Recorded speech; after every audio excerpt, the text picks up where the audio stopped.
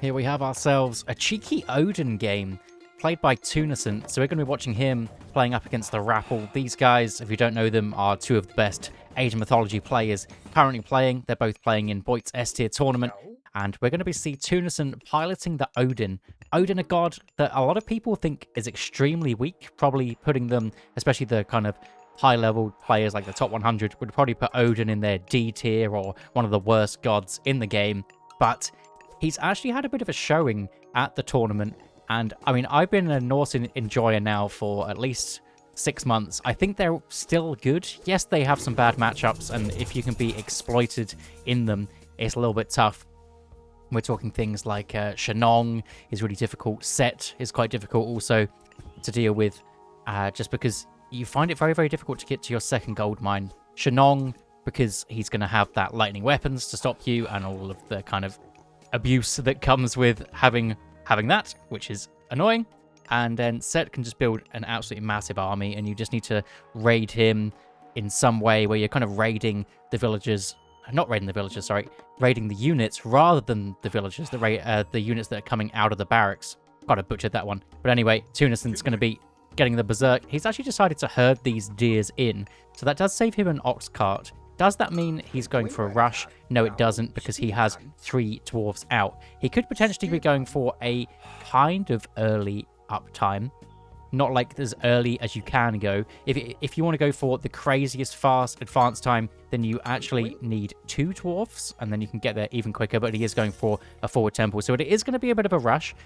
Here, you can go for Heimdall, which is normally the choice, but I don't mind a Freya rush either, because you can run in with the Valkyrie, try and catch them off guard with a Forest Fire, get some good damage done that way. He's up against Uranus, though, where the villager probably isn't going to die to that one, so maybe Heimdall's a better choice. It's also personal preference of what you really want to go for.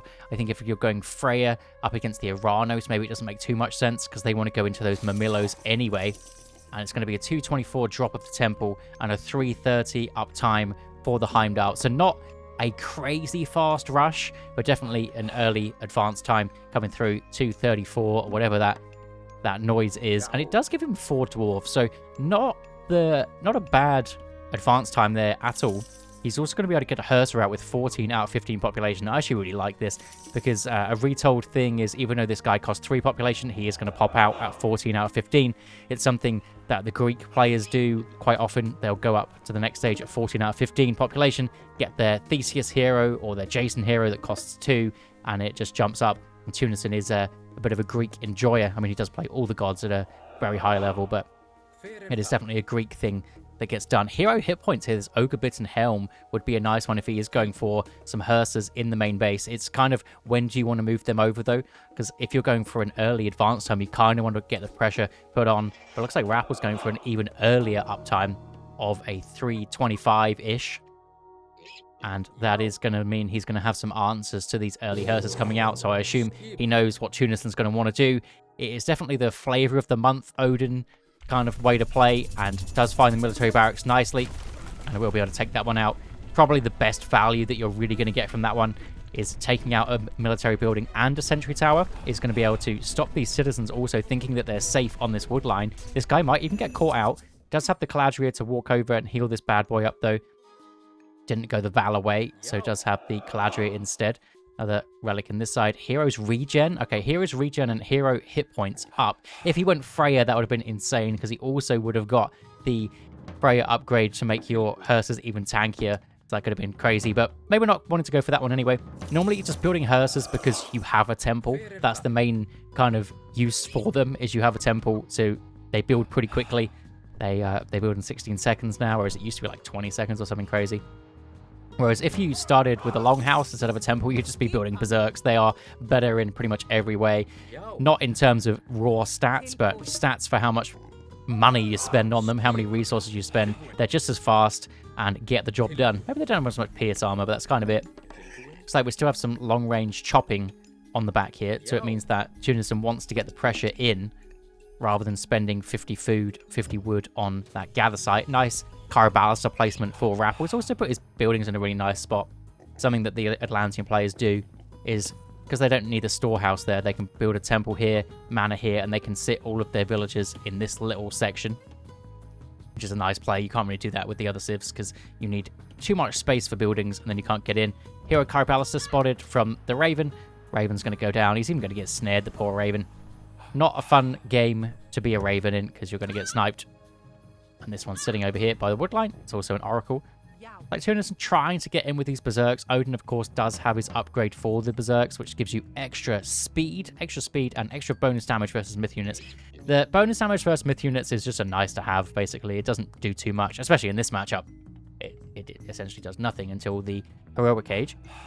But one great thing about going Heimdall, and it's kind of why I'm surprised Norse has been so underpicked, is this Rikstula. I like putting the early pressure on here. This wall is great, by the way, because this is where all the hunt is, except for the ones that he thinks are safe. But the Tunison units should be able to get there pretty quick. But yeah, putting some early pressure on and then going into this kind of boomier style, so anyone that doesn't know what Rikstula is, it makes every building train 20% faster. So that is even including your villagers. So villagers train faster. It's absolutely insane. It does take one villager's worth of train time to actually bring out. So you're basically down one villager to slowly gain it back over time. So maybe as soon as you research it, you're kind of behind. But not a big deal. Unfortunately, the Einherjar's getting caught on the Great Hall. He walks off like nothing's happened. We be bugging out sometimes. But Rappel does have some good defensive units back here. The Berserk's going to get sliced up. By the way, I have the Blood and Bones pack on. I have it on about 30% on the old blood. Oh, holy shit. I thought he was looping over to get these Berserks. He wanted to go for this guy. So yeah, we got green blood for the Ravens. If you like it, let me know. If you hate it, just tell me and I can turn it off. It's not a problem. I'm not attached to it in any way. Although there was a guy on Reddit that posted a way that he got some PNGs of the units, and when they died, it showed that, and it was very, very similar to the old game, and that looked sick. So if they implement that, I'll be bringing it out. No problems. But anyway, back over here, double Einherjar in. Einherjars are so strong. I have been tinkering with this with my Loki, trying to do some Einherjar kind of rushes. And you can bring in, maybe not against a base that's built this well, but you can use the Einherjar special manually and then run in the boys to get some villager picks off, just like this. Get them lads in there. Even build a wall behind would be a nice shout. Maybe it's not that doable. All the god powers getting dropped from the Uranos. That's what Uranos does best. And there's no units really to take out the Chiroballista, so you need more raiding cavalry to really do that, especially with these Caladria back there. And you know that Rappel's he's good at micro. He's going to be microing those heals right on those Chiroballistas. Throwing Axeman, great shout though to deal with these Mamillos. And Tunison, his main idea here is just trying to get some raiders in to get around the back. And unfortunately, he is going to lose a long house. That does hurt as Norse. The houses as well are so weak, so they are going to go down. You definitely don't need to build the houses on the front. You can build them with villagers, but it's the sort of thing where you advance so quick. So does your opponent, but maybe you don't want to be spending those villager time building the houses. But I think it kind of makes sense when they have a possibility to go down like this. Anyway, houses getting rebuilt here, so not the end of the world. They cost 45 wood or whatever they are for the Norse player. And we're moving back into the next stage of this, where Rappel and Tunison very, very close in terms of unit numbers. There are the Caladrias out for Rappel, so it is kind of escalated in terms of the value here, but I think they do bring their value, so absolutely warranted. And Rikstula is in, so Tunison will slowly be pulling ahead. Looks like Rappel is ahead for the time being, but that is just being Uranos. Being Uranos, Gaia, Kronos puts you ahead. It is what it is. They got the eco buffed a while back as well, and I don't really know why. The raid is coming around for the gold mine. Nice idea. Also trying to see if he's on the water buffalo. He is not, but could be on the water buffalo down here, and it looks like we can see that I believe these ones have been taken out because it has this funny circle around it.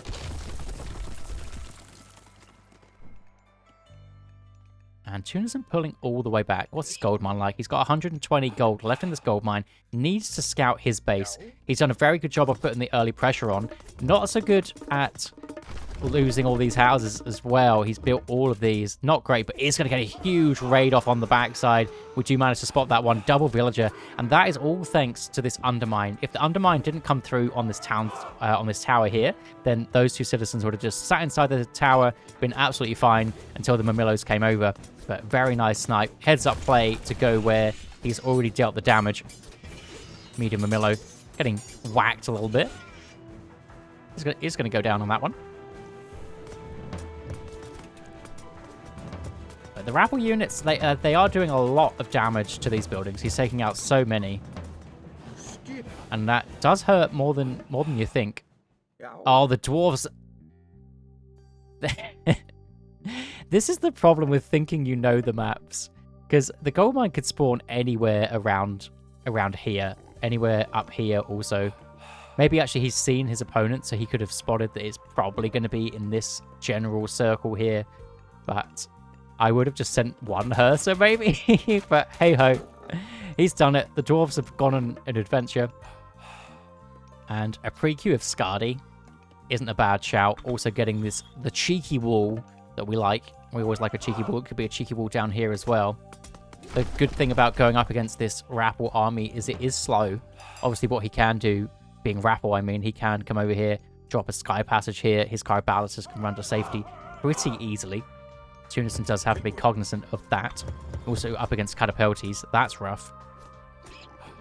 But these boys, they are looking for some raids. I think Rappel's definitely spotted him, so needs to get out of there. Maybe this really low HP one at the back is going to go down. He's getting sliced up a tree, and I think he should be able to get away, actually. Also, unfortunately, nope, he is fine. False alarm. He is absolutely fine. Gold mine getting mined. And we have our Hamask, which is the Berserk speed. I think a good amount of Berserks is just a great choice into this army comp. They trade okay against the Mamillos. Mamillos are just a little bit better, especially with Oceanus, but they trade okay there. They're going to do great into the Catapultes because they have such low base armor, base attack compared to the Berserks, and the only issue really is the Car Ballaster. There is going to be a nice little cheeky raid from two Mamillos, slicing and dicing. And they are getting a little bit confused, not going after the right units. And actually two of them are going to stop and allow Rappel to take that kill. Only gets one. Probably could have got another one. Got to snipe over the wall, but Tunison notices it pretty much instantly. And that's why I like watching the point of views, is this, you wouldn't have been able to see that he only saw Rappel right at the last minute. Otherwise, you'd be thinking that he could see him all along. It's like, why is he walking into this? Nice find. This sky passage down the bottom side. Villagers are going to notice. And I think the villagers are going to jump in the sky passage right away. Going for the sky passage, probably a nice shout, rather than just going after the villagers that can just retreat over here. Take that one out. Could be a possibility for some units to kind of run through. Caladrius having a little look-see about. Raiders still having a look. Sky passage goes down. I imagine there's something over here.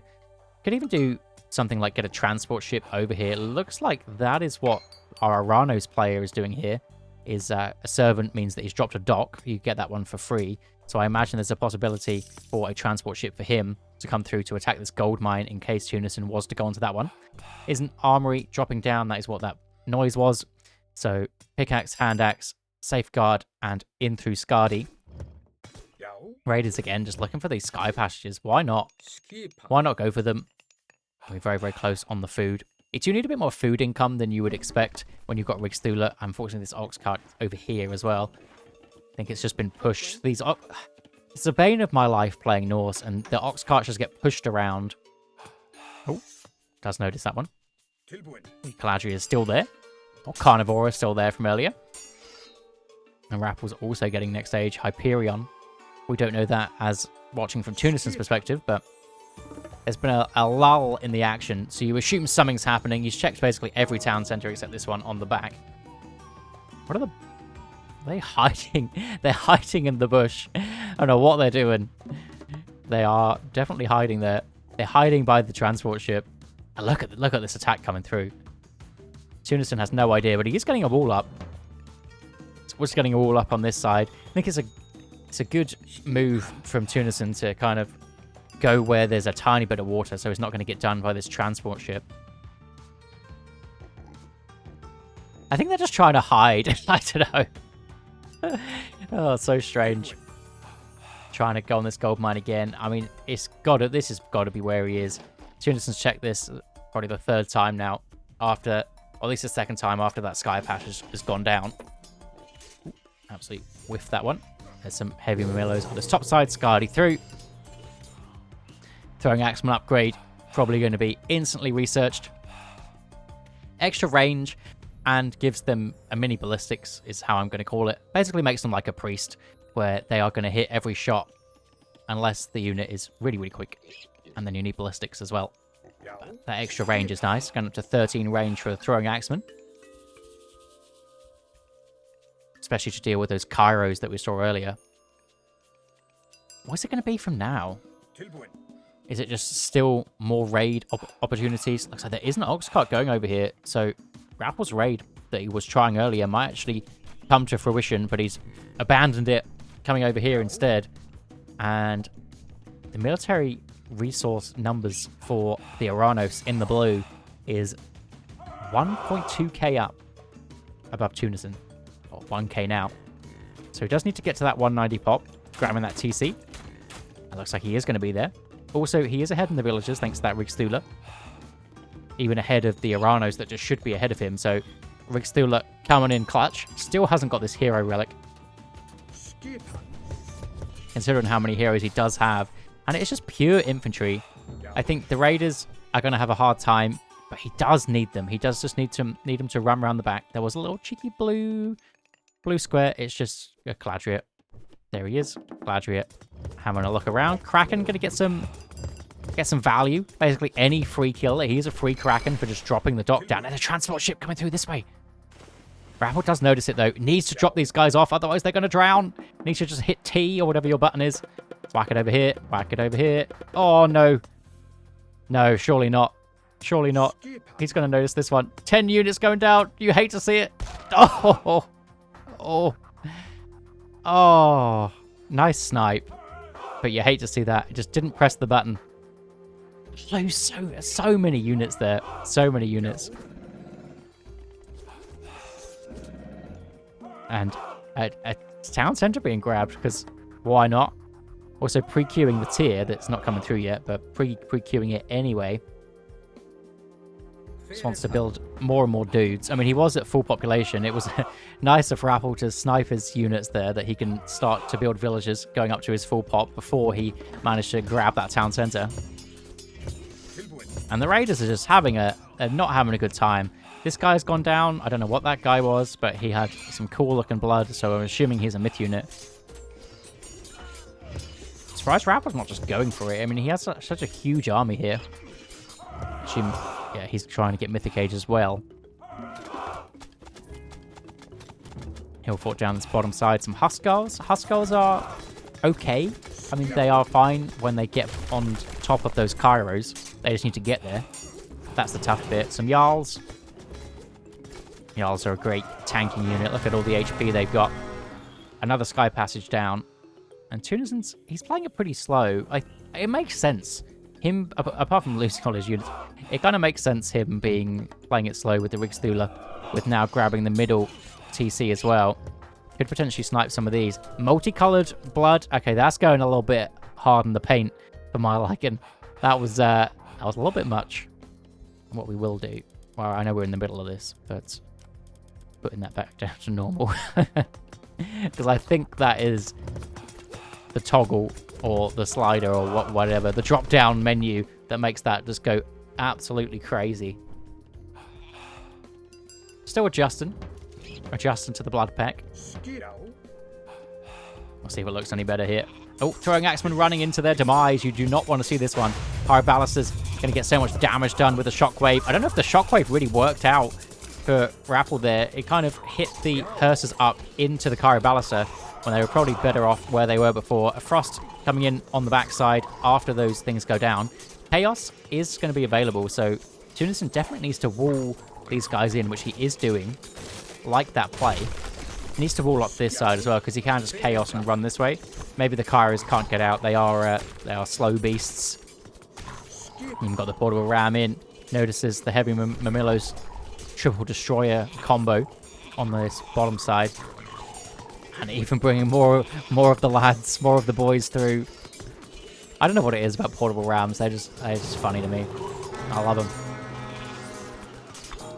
Just two dudes holding a big hammer.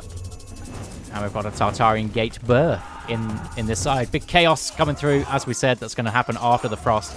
Look how much damage these boys are doing to each other. Throwing Axeman, though. I think Tunison should be good in this fight. Just needs to deal with the hero Carabalisters. I like this kind of spread formation that these throwing Axemen have got going on. Whether that's from the shockwave from earlier, I'm not sure. But yeah, he's absolutely chowing down on his opponent here. The Kairos, they need to be able to get out. And they can't. All the reinforcements are here. The Einherjes as well. Of course, Rappel spent all those resources on Mythic Age, and he is getting his value here. So just because Tunison wins the fight doesn't mean he wins the game, as he does have to deal with the Tartarian gate back at home. Needs something to come over. Portable Ram's probably going to get eaten up by these Tartarian spawns. Kettle Flatnose. How many times have we seen this guy coming over, just baiting the Tartarian spawns away? Do you get a lot of favor for this? You get some. And yeah, this is more what you need. More heroes. Frost Giant's a great answer because it gets to freeze one in place, then you attack something else. Good. It's a tiny bit of micro that you need to do, but 100% worth it. And this does give Rappel the chance to build up another army and have another big fight. Going to move over to this gold mine. He's now on this food. Not worrying about the transport ship raids for the time being. And of course, being Norse, you're going to have to rebuild the TC. And Rappel in this time, he says that he's not going to win that next fight. And I probably agree with him. Maybe you just fight the last time anyway, but I think he just thinks he's a little bit too far behind. And Tunison showing that he's got a pretty good Norse. Odin's fine.